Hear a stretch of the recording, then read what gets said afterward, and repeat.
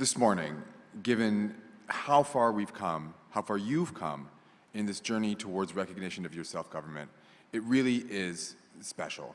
So before the Commission gets into explaining all of the work that they've done, what they heard, what they learned, what they changed in response to the feedback they got from you, we felt it was important to step back and take a look at how far you've come, give some background on how it is that we secured a negotiation table with Canada that allowed us to pursue the project of a constitution in earnest, and let you all know what the road ahead looks like. So what I propose to do this morning is to walk through some historic context, to talk about a few of the key cases, what we call the Métis legal odyssey, hurdles that you overcame in order to get a table with Canada to discuss these important issues, some background on that exploratory discussion process, a bit of a primer on your MGRSA, your Métis Government Recognition and Self-Government Agreement, which really sets the foundation for the work that the Commission does, and then an update on where negotiations are at and what to expect in the future. First, the historic context. And this really is essential. It can't be overstated. When we talk about self-government, when we talk about rights, we're not talking about things that come from Canada's Constitution. Section 35 is not the source of your rights. The United Nations Declaration on the Rights of Indigenous People is not the source of your rights. Your rights to self-determination, your rights to self-government, your rights as Indigenous people are inherent. They come from the land. They come from you as a people.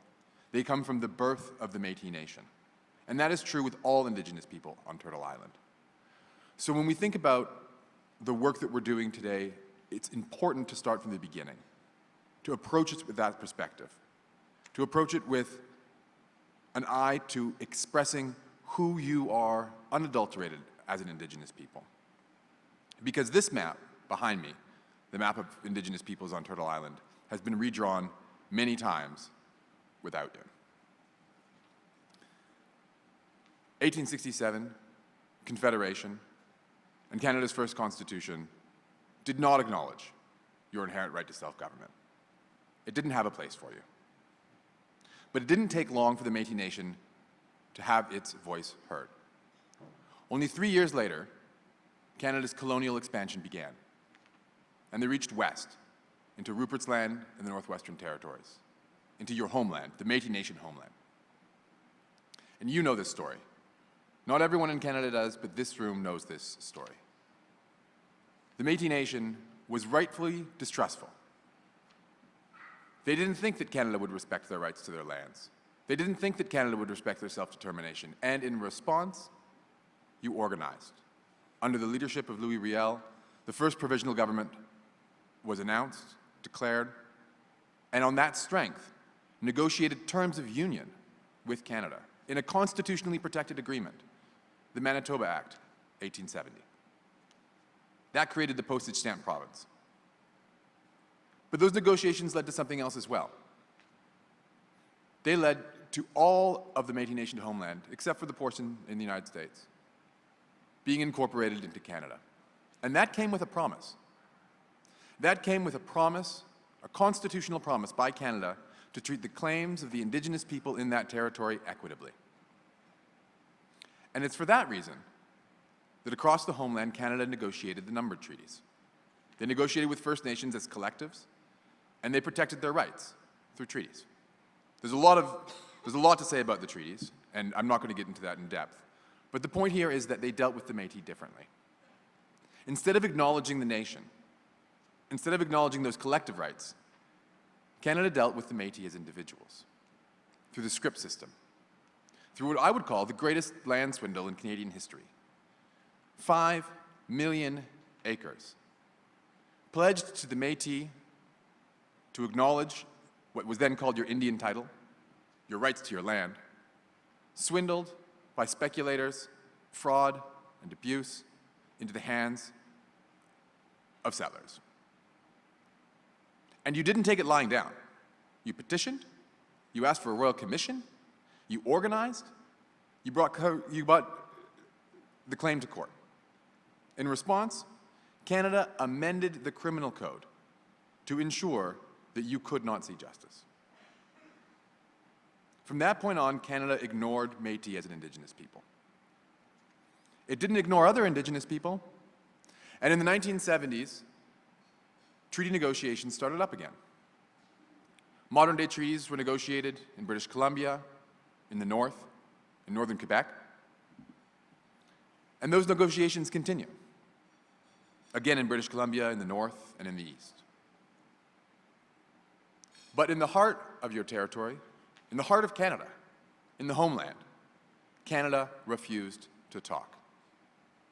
That promise from 1870, that promise of equitable settlement, still was unanswered. And this is why the Métis legal odyssey had to be undertaken. You see, Canada had three excuses, three barriers they put up, three reasons not to talk. First of all, they said, despite what the Constitution says, Métis just simply cannot have Aboriginal rights. They said, despite the historical injustices, those don't give rise to legal claims that would compel Canada to speak to you. And then finally they said, even if you have rights, even if you have valid claims, you are not my problem. Métis are not Indians, they're not Indigenous enough to be a federal responsibility. There's something for the province to deal with. Over decades of dedication, hard work, perseverance, each one of these barriers was overcome. First, in the Powley case. The Constitution Act 1982, Section 35, recognizes and affirms the Aboriginal rights of the Aboriginal peoples of Canada, which include the Inuit, First Nations, and explicitly the Métis. So one would think it was obvious that the Métis could have Aboriginal rights. But governments are very good at ignoring the obvious when it is inconvenient. And so Canada's position was this. The meaning of this section was articulated by the Supreme Court in the 1990s. And the Supreme Court said, what is an existing Aboriginal right? It is a custom, a practice, or a tradition whose roots are before contact with Europeans, whose roots are in the practices, the customs of the Indigenous society at issue before Europeans arrived. Now, the Métis didn't exist before Europeans arrived. They are children of contact. And so, the thinking went, they can have no rights. The Supreme Court of Canada threw this argument out of hand, dismissed it completely. If that was true, the Constitution would have no meaning. The promise would ring hollow. That is contrary to the honor of the Crown. That is contrary to that promise of equitable settlement. And so they said explicitly that Section 35 protects the Aboriginal rights of the Métis. But they also said what that means exactly needs to be worked out at the negotiation table. Still, Canada would not talk. They wouldn't talk because they said the Métis have no valid claim in law. You see, in the 1970s and then in the early 80s, Canada began what they called the comprehensive claims process, where Aboriginal groups that believed they had outstanding claims, and even that is an offensive premise to begin on, an Indigenous people knows it has a connection to its territory, knows it has a right to its homeland. But Canada asks you to prove it. And the Manitoba Métis Federation filed a claim based on the promise negotiated by Louis Riel that in Manitoba, in the postage stamp promise, the Métis children would be given 1.4 million acres. Well, we know that story. Canada, being Canada, ragged the puck. They didn't give out the land right away. They distributed it, they took it back. They handed it out not as land, not as title, but as coupons. And in the meantime, they installed a military reign of terror Not my words. It was recognized around the world. The New York Times described the situation in Manitoba at the time as a reign of terror. And so your ancestors went underground, they left, they hid, and the children never got the 1.4 million acres. Canada said, too bad, not a valid claim in law. The Supreme Court said quite the opposite, that the federal crown had failed to implement the land grant provision set out in Section 31 of the Manitoba Act in accordance with the honor of the crown. That's a legal failing. That's a failing of that promise of equitable settlement. And the court compelled Canada to go to the table. But Canada said, the Métis are not my problem. The Métis are a provincial problem.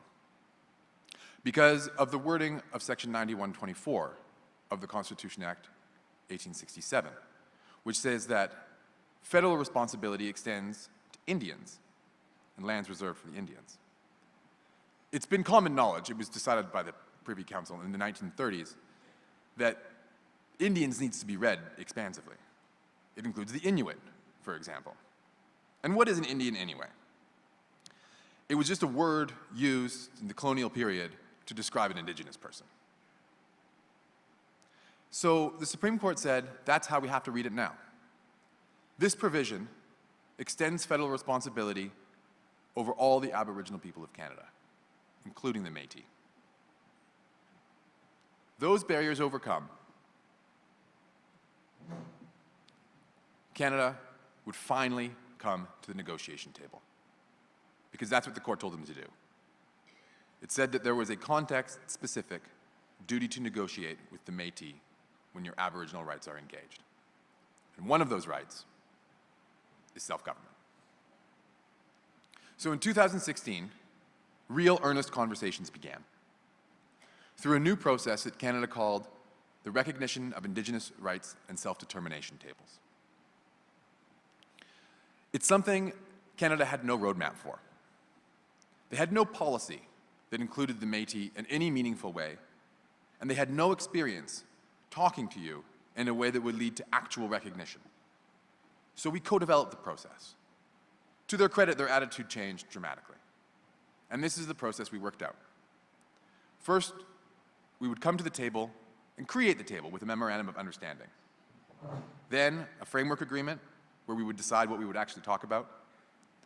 Then, a real agreement, one that would define the process that would lead to meaningful recognition. In 2017, the MOU was signed. It set out the basis for negotiation and put us on track to negotiate a framework agreement. In November of that year, Métis Week in Edmonton, the framework agreement was signed. It did two very important things. First of all, it reset the relationship. These conversations were to be nation to nation. That's worth thinking about. The MNA was founded in 1928.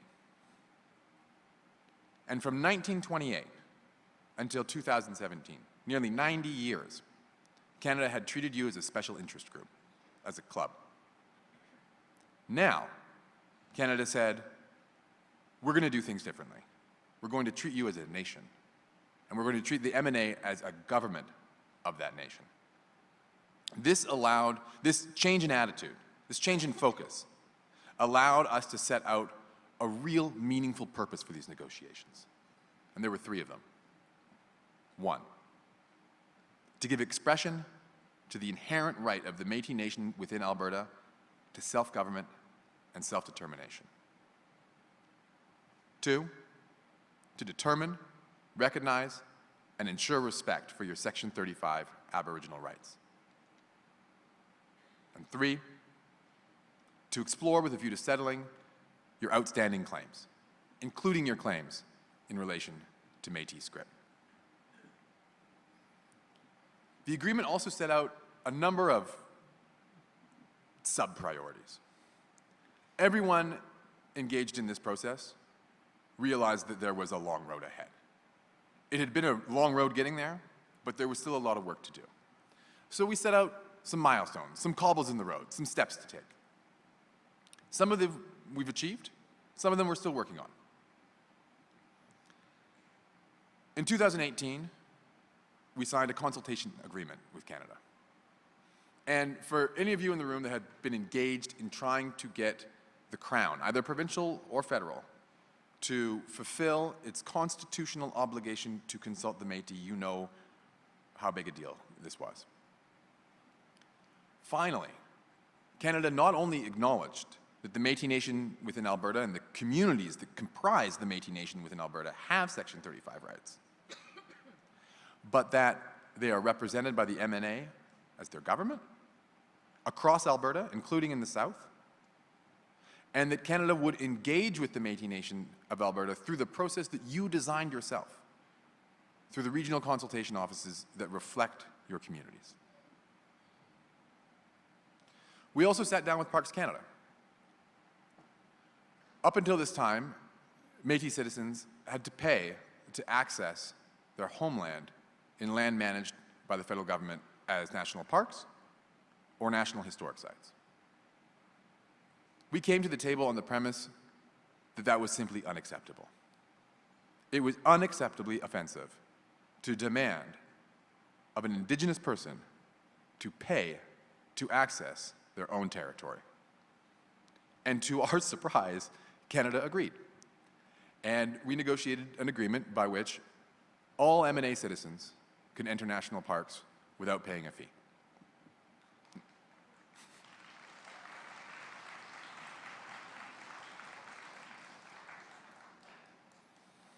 The Métis Nation of Alberta is also probably the preeminent provider of housing to Indigenous people in the country.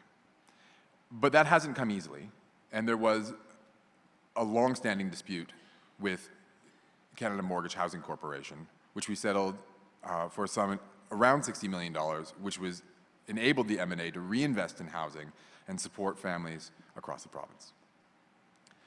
But the real achievement was on the big-ticket item: self-determination, self-government. And in June 2019, the MNA signed the Métis Government Recognition and Self-Government Agreement. Why is this a big deal? Because for generations, literally ever since 1961, when the MNA was first incorporated as a society, citizens have come to this gathering and said, we need to get out of the Societies Act. We're not a society, we're not a club, we're not a special interest group, we're a government, and we need a constitution. That has been true since it was first articulated. But there were real practical problems with making that happen. You see, the MNA needs to serve its citizens. And the reason it was incorporated in 1961 was so that it could better do that. In order to contract, in order to have a bank account, in order to receive funds from the federal government or provincial government or from industry, an entity needs to be a legal person. It needs to have legal personality. And there wasn't a good vehicle for the MNA to achieve that. There was no good fit. The best fit was be a nonprofit society. So that's what the MNA did. In order to better serve its citizens, it incorporated under the Societies Act, which means it's subject to the Societies Act. It's controlled by provincial legislation. It's subject to the provincial registrar and to its bylaws. To get out of the Society Act, the MNA needed to find a way for Canada and the province to recognize the validity of its constitution. A constitution in thin air would be a great declaration of self-determination, but it wouldn't be something that Canada would recognize and enable the MNA to support its citizens by having a bank account, receiving money, spending money, distributing money. What the MGRSA does is commit Canada to introducing federal legislation that will recognize the constitution that you develop, give the MNA legal personality, not as a society, but as an equal order of government, so that you can carry on the business that the founders of the MNA envisioned for you in 1928. The agreement does this in two ways. It starts out by recognition. President Poitras has always said, and these were our marching orders at the negotiation table, that if you get the recognition right, everything else will follow. And so the beginning of the MGRSA is recognition. Recognition that the Métis Nation within Alberta has the inherent right to self-government. That the MNA represents the Métis Nation within Alberta and has a mandate to negotiate and implement that right. With that recognition in place, a process was established. The next milestones, so that the dream can be achieved. But negotiations don't happen in a vacuum. They happen in the real world. And in the real world, things and stuff happen. The scenario can change. And I would say to Canada's great credit, the world of self-government negotiations is very rapidly evolving. There were some things that the MNA had asked for in 2019 that just weren't available at that time. And now they're on the table. They're on the table not only for the MNA, but for Indigenous governments across the country, for Métis governments across the homeland. And so you may have heard about last summer, in July 2021, another self-government agreement being concluded by Canada, one with the Manitoba Métis Federation. In many ways, this agreement is similar to the one negotiated with the MNA, and in some ways it's different. But it's not as different as it is portrayed to be. So I think it's important just to set the record straight about what it does and what it does not do. The MMF's self-government agreement does not declare that it is the only Métis government, does not establish it as the government for the whole Métis Nation everywhere in the homeland, does not give it jurisdiction to operate in Alberta, does not enable it to provide programs and services in Alberta. It recognizes that the MMF is a legitimate Métis government, just like the MNA, with everything that comes with that, with an inherent right to implement self-government for its people. And there were some new tools and techniques that were used in that agreement. And immediately following it being signed, the then Minister of Crown Indigenous Relations, Carolyn Bennett, pledged that Canada would sit down with the MNA and make sure that the MNA benefits from all of the new innovations that have come out in the self-government negotiation process. That pledge, by the way, has been carried over through the federal elections and has been taken up by Mark Miller, the new Minister of Crown Indigenous Relations. So what are we negotiating? We're negotiating a supplement to the MGRSA, a self-government recognition implementation agreement. And in many ways, it will renovate and improve upon the foundation you already have. It will, for example, be legally binding. It will be a binding contract. This is important.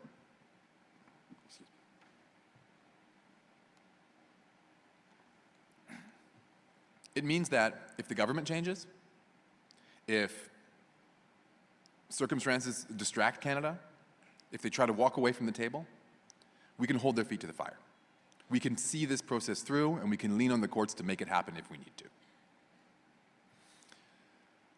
The new agreement will provide even clearer recognition that the MNA is already a Métis Nation government and is the government of the Métis Nation within Alberta, not at some future date, but now, already.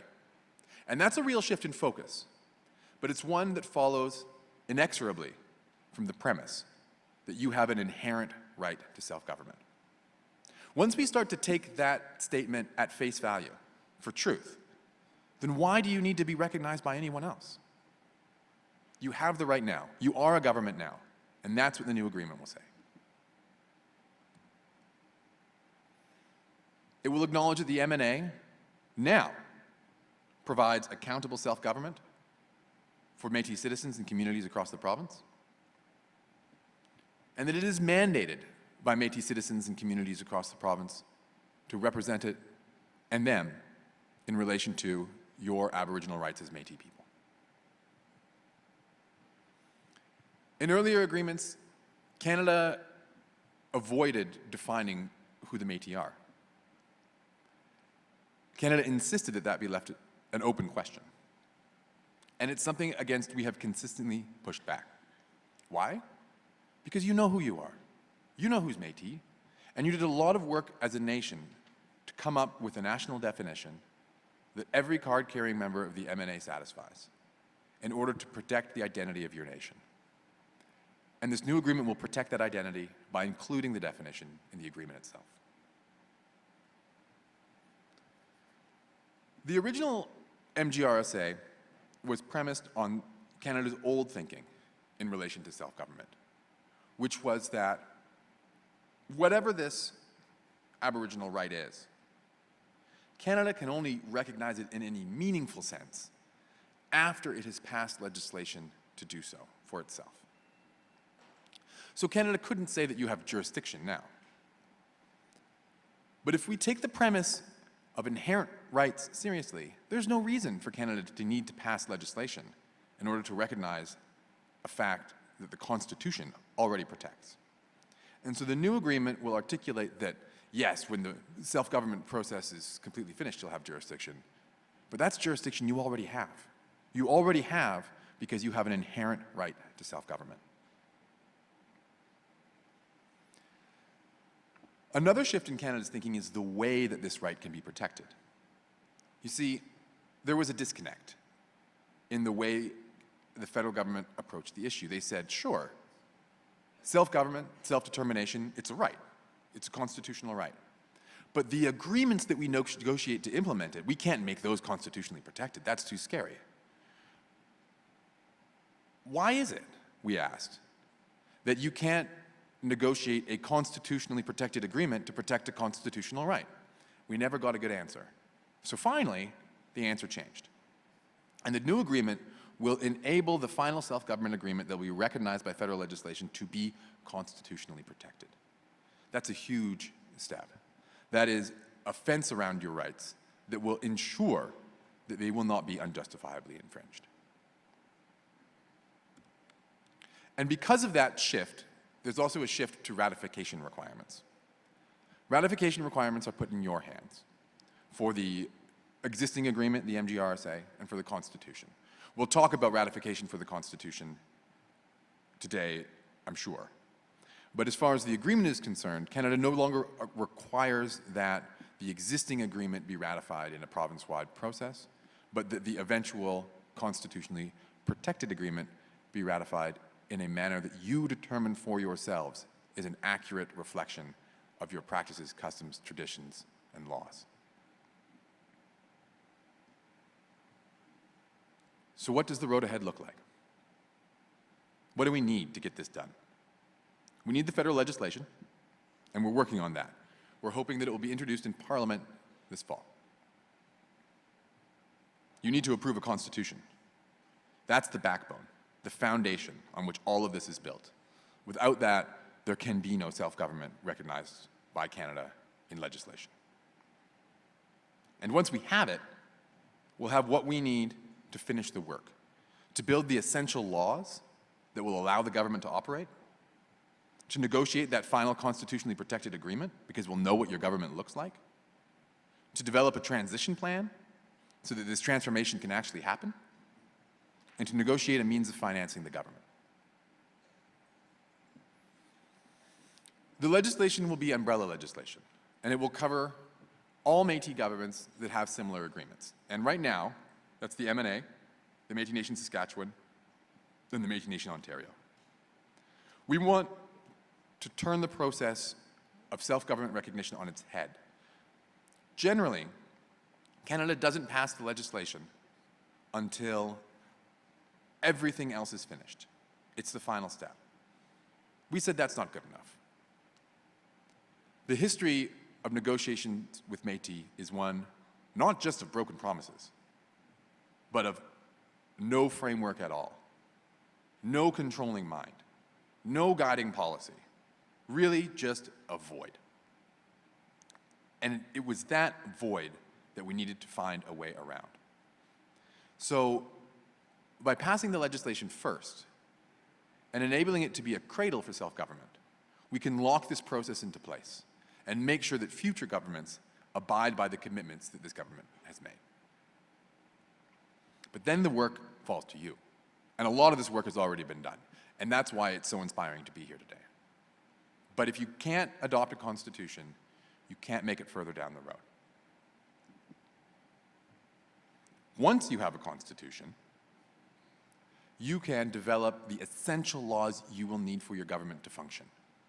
Laws about citizenship, laws about leadership selection, laws about internal management, and laws about other areas of jurisdiction, like child and family services, for example, that we can negotiate recognition of your right to self-government with respect to with the federal government.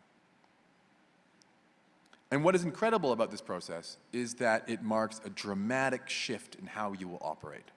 Remember, today you're under the Societies Act, and that means you are subject to the Societies Act. You are subject to all provincial legislation. The rules that you make for yourself in your bylaws must conform to the province's vision for you. But in this new paradigm, your laws about your essential areas of jurisdiction, your core lawmaking powers, will trump provincial law. They'll trump federal law, because you will be recognized as an equal order of government within your sphere of power.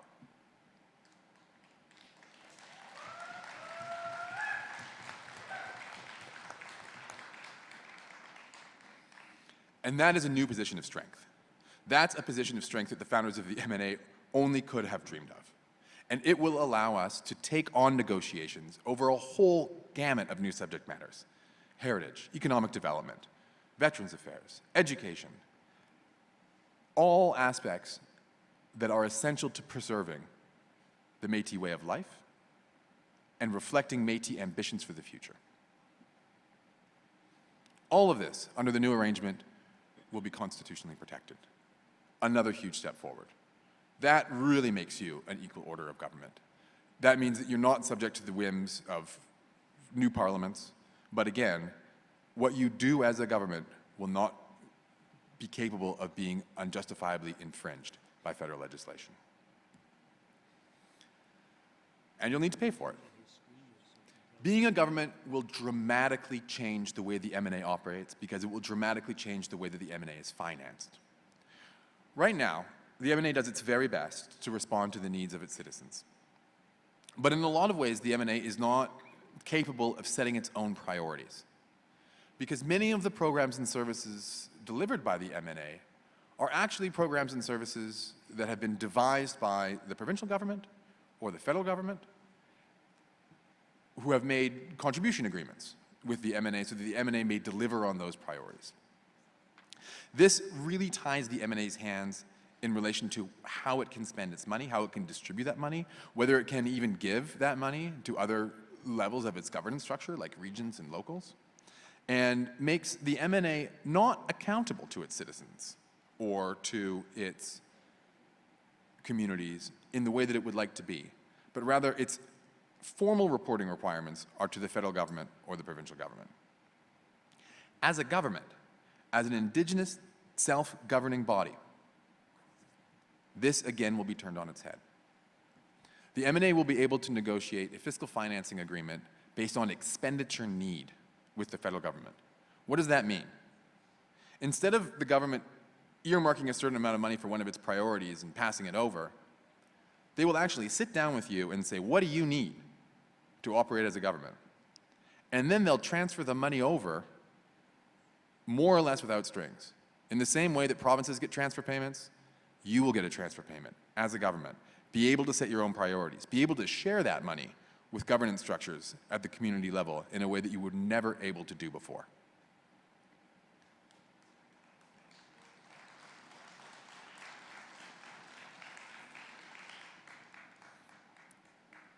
And once the pieces are in place, transformation, transition.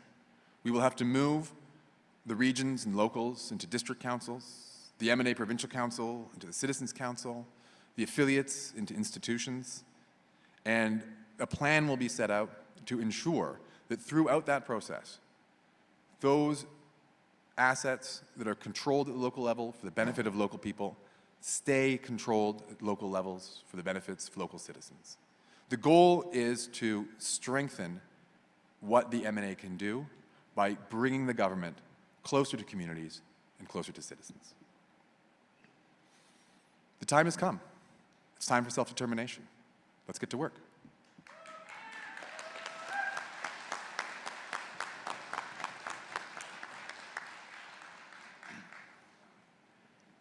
So I'm not sure how long I talked for, but I know that we have some time for questions if anyone wants to ask one.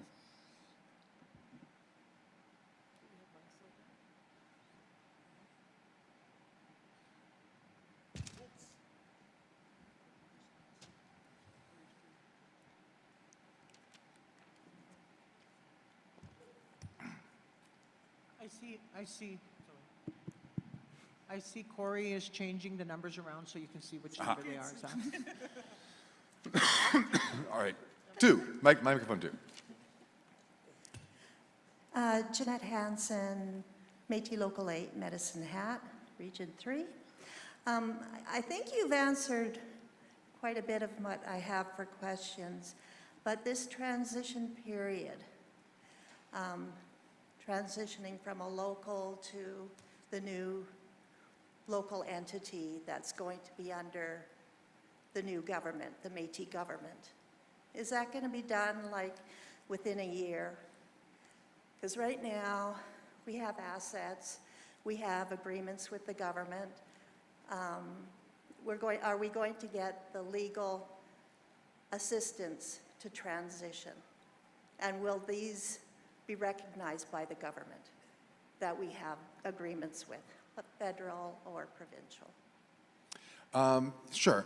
So I'll answer the question, but I also just want to clarify that there's going to be a whole question period this afternoon for questions on the Constitution itself. And so I would like to this morning field questions about the negotiation process. But I know there's a lot of questions about transition. So the answer is yes, there will be support. There was a resolution passed at last year's AGA to establish a transition committee. A transition committee is flows from a requirement in the Constitution that there be a transition plan when it's in place. We'll speak more about the committee later today, but it has had its first meeting. It has members that are appointed from every region, as well as the provincial president and vice president.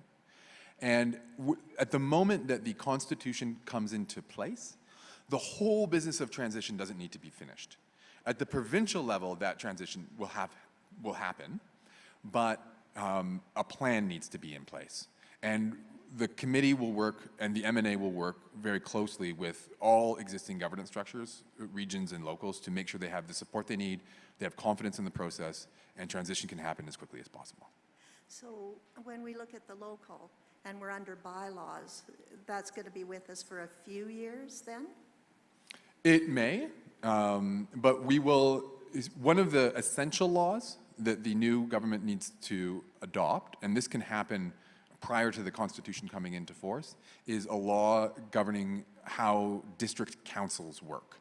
And so once that's in place, then you'll have the infrastructure, the legal infrastructure you need to transition out of the bylaws.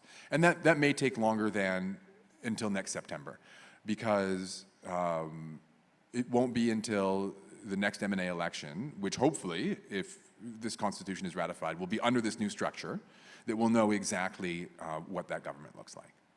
Okay, thank you.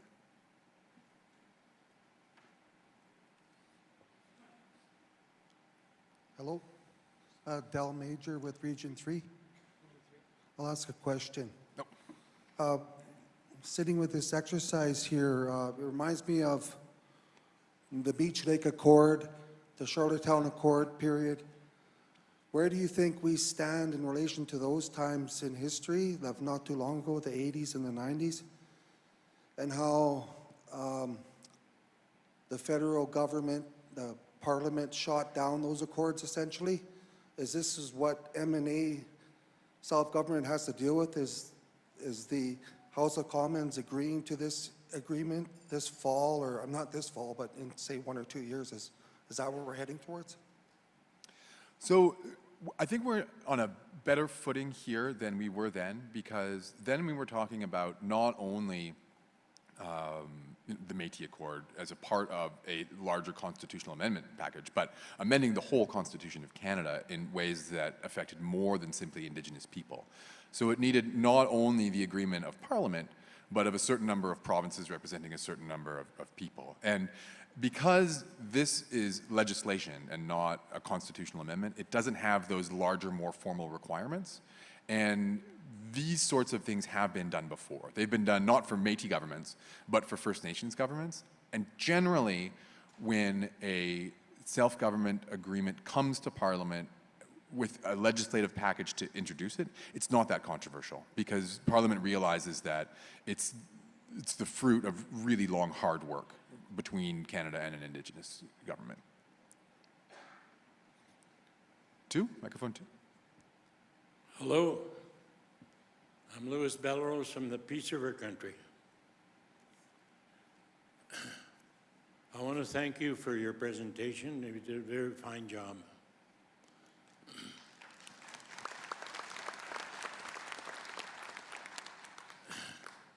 I say from Peace River, I'm from Peace River country. A lot of our lands in that territory are still held by script, but you didn't mention script anywhere in your presentation. I know we're the biggest landholders in the province, that's Métis people, but there's more land that we can get. I always, in my leadership in the past, asked for land. We've been offered millions and millions of dollars, but I always say land. That's my ultimate goal, is to get land for our people. So I guess the question is, what are you thinking about script in that Constitution? This is really a question about the Constitution, and we will talk about this more later today, so I'm not going to belabor it, but you couldn't be more right. Land is essential. This agreement focuses on self-government, not on resolving land claims. It is without prejudice to land claims with respect to scrip, or frankly other land claims that Métis in Alberta may have against the federal government, whether that relates to the Cold Lake Air Weapons Range, to Jasper National Park, to Wood Buffalo National Park, to Saint-Paul-des-Métis. But what the Constitution does is it makes it very clear that the Otipemisiwak Métis government will be able to hold land for the benefit of all Métis citizens in the province, that each district council will be able to hold and repatriate land for the benefit of the citizens in each district, and it gives a crystal clear mandate with a chapter devoted to this in the Constitution to the new government to work to repatriate land and to seek redress for the injustice that was the scrip system. That's a start. Thank you very much.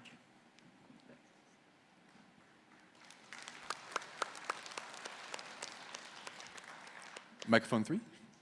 Hello, my name is Samantha Sutherland from Region 3. Would becoming our own government negate the provincial or federal government's responsibility, financial responsibility, and with the residential schools' retribution payments, would that affect anything?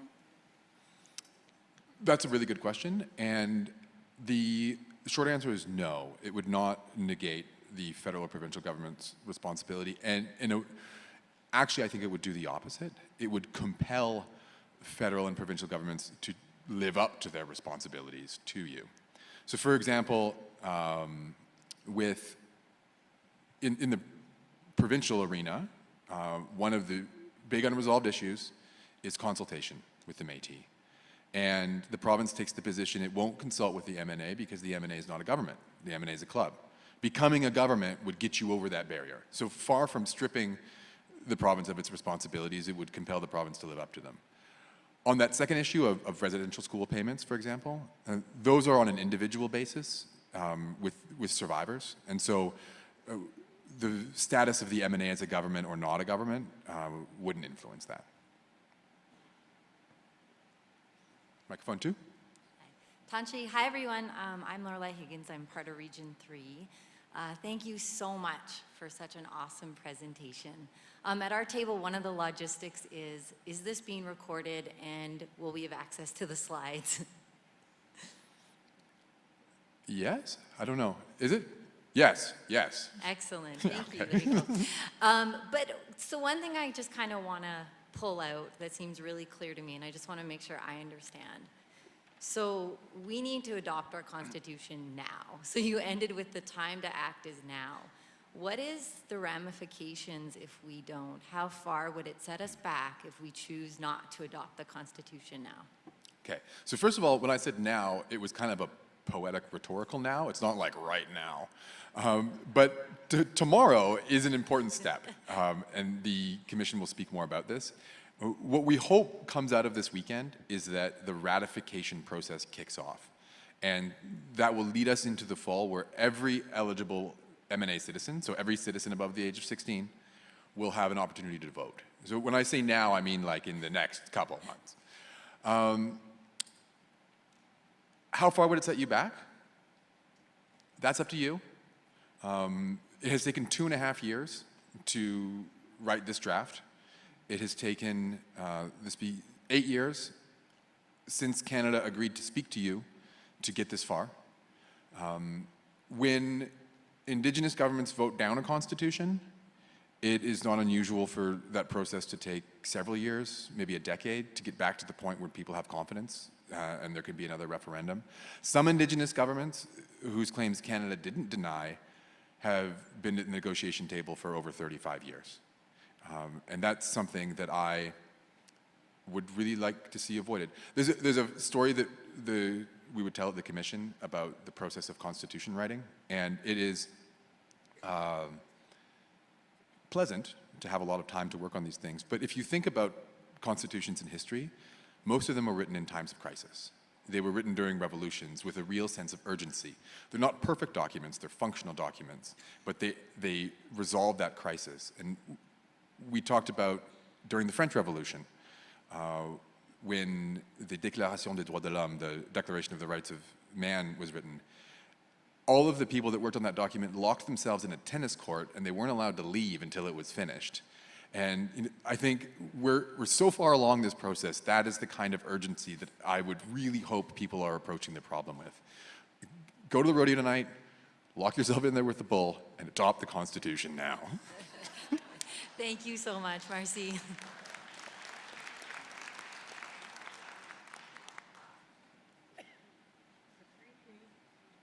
Oh, 3. Thanks. Hello, everyone. Jenna Weber, Otipimswak from Alberta, technically Region 4. My question, I guess, for the negotiations is when talking with the BNA Act comes to mind, obviously, and how that negotiated between the federal government and the provinces on who had the, I guess, authority to make agreements in those specific areas. So when you say with that sort of the circles overlaying one another, and our constitutional laws would then trump the federal legislations, how would that impact the, I guess, areas that are under the jurisdiction of the province? Really good question. So the Constitution is clear that where there's valid provincial law and there's valid federal law and there's a genuine conflict between them, the federal law prevails. Because the Constitution will be recognized by a federal law, that federal law will say that where there's a conflict, the Métis law prevails. So that mechanism will enable Métis laws to prevail not only over federal law where there's a conflict, but over provincial law as well. The caveat is that the law needs to be validly adopted within the sphere of jurisdiction of the Métis government. So at the beginning, things like citizenship, leadership selection, internal management. If the new government was to adopt a law that clearly was beyond its powers and within provincial jurisdiction, the provincial law would dominate because the Métis law would not be valid. But where there's a valid provincial law, a valid Métis law, the Métis law will prevail because of this mechanism in the Constitution. Okay, so in the example of, say, education then, if there was consistency between the government institutions, which are now our affiliates, and the province, then there would be no problems, essentially. Yeah, education is actually a really interesting and very timely example, because when we think about what is federal jurisdiction, what the federal government can validly legislate on, we need to think about it not just in terms of like the big subject matters like education, but in terms of education in relation to an Indian, right? Because Métis are Indians for the purposes of 9124, Indigenous people, and it's always been clear that the federal government has had absolute legislative authority in relation to Indians, which is why there was the residential school system. And so it would be open to the new Métis government to negotiate education jurisdiction with the federal government, and that would be within the sphere of power of the new Métis government, and it would prevail over conflicting provincial legislation. Okay, I guess I'll save my next question for later in the Constitution realm, because I think it's important to recognize that the affiliates that'll be moving into an institutional capacity have been operating under the mainstream for decades necessarily in order to access the capital and opportunities for our citizens. So I would just wonder if they would be more prone to kind of go down the similar stream as opposed to, I guess, a path that our values and traditions would follow. But again, I'll save that question. Thank you. Okay. One. Yes, concerning all the work that you have done and the point that you have reached, my concern is how solid is this if there is a change in government? Because the way I view it right now is that the Liberal government is on its way to working in a Conservative government. Conservatives really don't like to recognize Métis people. A good example, of course, is our own Conservative government.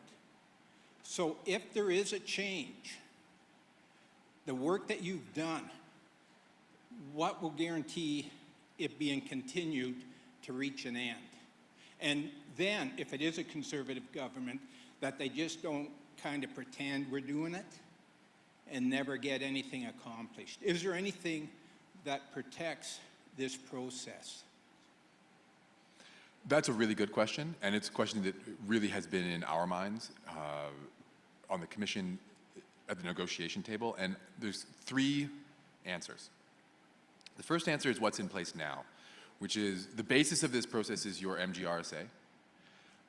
Although that's not technically a legally binding contract, it does say that the honor of the Crown applies to its implementation, and that is a constitutional obligation. So if Canada were to walk away from the process or work at the table in bad faith, as you're describing, there could be recourse in court that they're not acting honorably.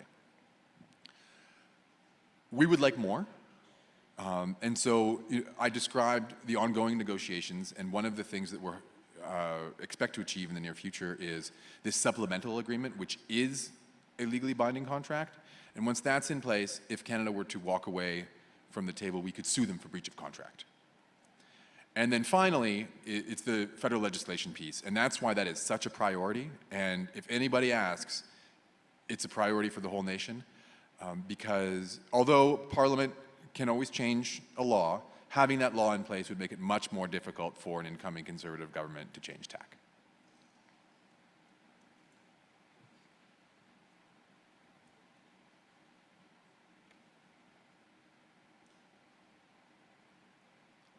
All right, it looks like there's no more questions. It's been a pleasure this morning, and I really look forward to the rest of it. Number 3? Oh my God, I'm having a hard time seeing number 3, sorry. Hi, Colleen Shelfu from Region 4. I noticed in regards to justice, I know that's a huge umbrella, and I think of things like the criminal code, legislation and act. And we as a Métis, we are distinct. So when I look at the criminal code and some of the acts, we don't adopt to some of the legislation. So I'm just wondering how that's going to be tackled, or if that was, because the criminal code, you know, it's been existing since 167 years. So yeah, just kind of wondering about where things are at under the umbrella of justice. So the criminal code will continue to apply to the government and to Métis citizens. You'll still have to obey the law. You can't commit crimes. But there are important things that can be done. And so we haven't had justice discussions, but on the sort of menu for things that could be talked about, there's a real acknowledgement, obviously, that Indigenous people, including Métis people, especially in the prairies, are overrepresented in the corrections system. And we can work with Canada to establish restorative justice mechanisms, community-based mechanisms, to develop alternatives to criminal prosecution and punitive measures in response to crime.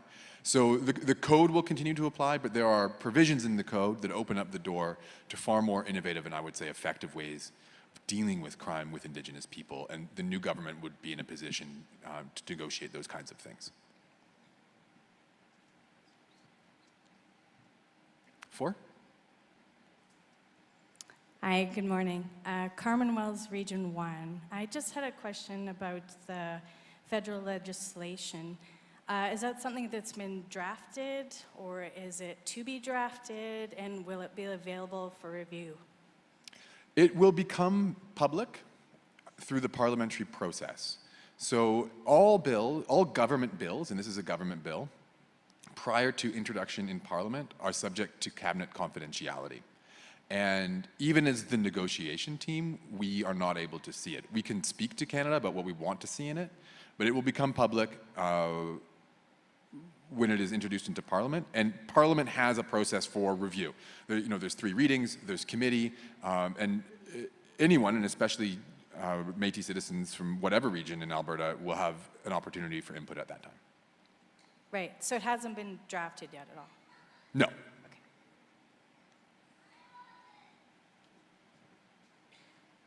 Two? Yeah, Josh Alfu, Zone 5, Tansin Dotemtik.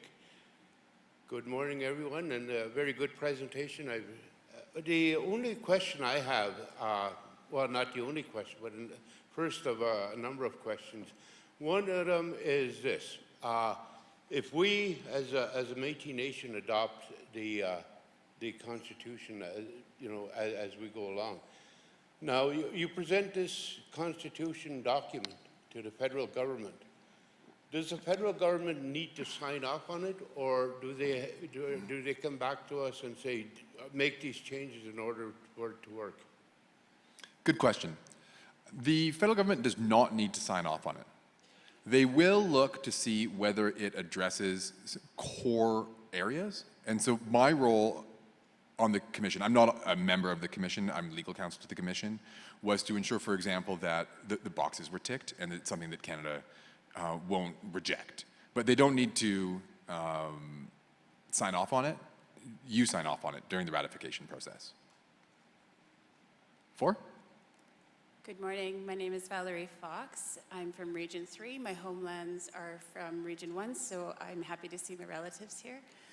I would like to know where diversity, equity, inclusion fit in within our Métis self-government.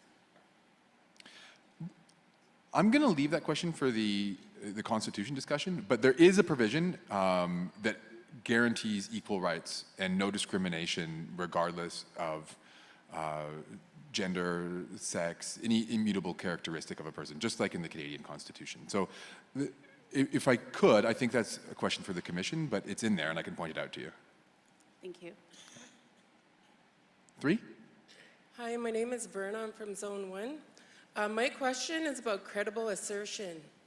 What is the plan and the process for that, and is it required for self-government? So I don't have very many nice things to say about credible assertion. I think it is kind of the worst example of ongoing colonial mindset in this provincial government. It is not required for self-government. It's a separate process that the MNA is engaged in on behalf of all Métis communities in the province to have everyone's right to be consulted recognized. One of the features of the Constitution you'll see is that it gives a responsibility for consultation to the district councils, and that, so closer to the people, that's something that we heard was important. That will feed into the credible assertion process, but credible assertion won't hold us up. Okay, thank you. 2 or 1? I'm not sure who was first. 2? No, please. Okay. Stand off. You go first. Good morning. Good morning, and thank you for your words. I really appreciated them. You did a very good job. My question is, if this is ratified tomorrow, what is our next step? Is it our policies all out the door? Is our guidelines, our bylaws, is that all not in effect anymore? We got to put in new ones. How fast is that going to go? Are we just going to be in limbo for a few months, hopefully not a year? How is that going to go if it's ratified tomorrow? Thank you. Good question, and this is another Constitution question, but I want to make it really clear. You will not be asked to ratify the Constitution tomorrow. You'll be asked to kick off the ratification process. Oh, okay, sorry. So the ratification process will involve every MNA citizen over the age of 16 having an opportunity to vote. That would be later this fall, and it would take place over a period of time that would make sure that everybody has access. That said, if when the Constitution's ratified, it won't come into force on that day. There's a coming into force provision in the Constitution you'll see. That's at the next MNA election, which is scheduled for next September. And so it will give us 1 year to do all the things you're describing. Okay, thank you. Thank you for clarifying that for me. 2? Yes, Guy Mitchell. It's more of a feeling that I have than a question, and I'm kind of looking for an answer. My ancestors grew up in northern Manitoba. I was born in southern Manitoba. I live in District 3. I don't feel like I'm pegged to an area. I feel like I'm Métis and I'm a prairie guy. I don't feel like everybody comes up and they say they're part of this district or part of that district. I don't have that same kind of connection, that same kind of feel. I feel like I'm part of something bigger. And I want to know how that works, because I feel, a lot Manitoban, but I'm Albertan. So I also feel like there's some kind of conflict between Manitoba and Alberta with these things, and it just doesn't feel right. I'd just like your opinion on that. Yeah, I mean, a lawyer's probably the wrong person to ask for an opinion on feelings.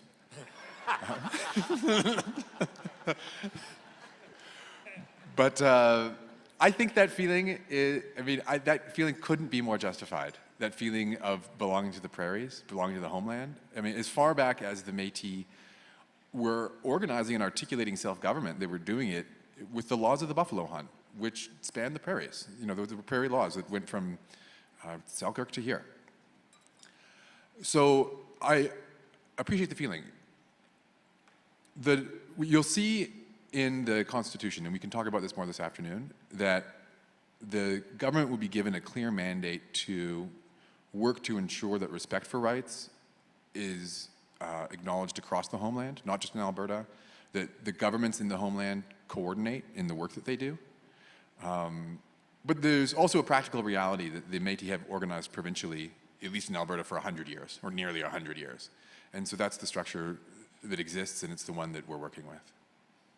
My grandfather, great-great-great-grandfather, he canoed 47,000 miles in Western Canada. So it's pretty interesting that he looks at the whole thing, not just part of it. For sure. 1? Hi, I'm Alfred Dumont, Region 3. I was just wondering how this constitutional affect the harvesting? Again, I think that's a question for this afternoon. Briefly, it will mandate this new government to represent you and the communities in Alberta in respect to harvesting. It won't immediately change Alberta's harvesting policy, but it will put us on a better footing to negotiate a better deal. All right, thanks. Okay, it looks like there's no one else at the mic. So I just want to say thank you very much, Zach, for that presentation. I think it did answer a lot of questions for people, so thank you.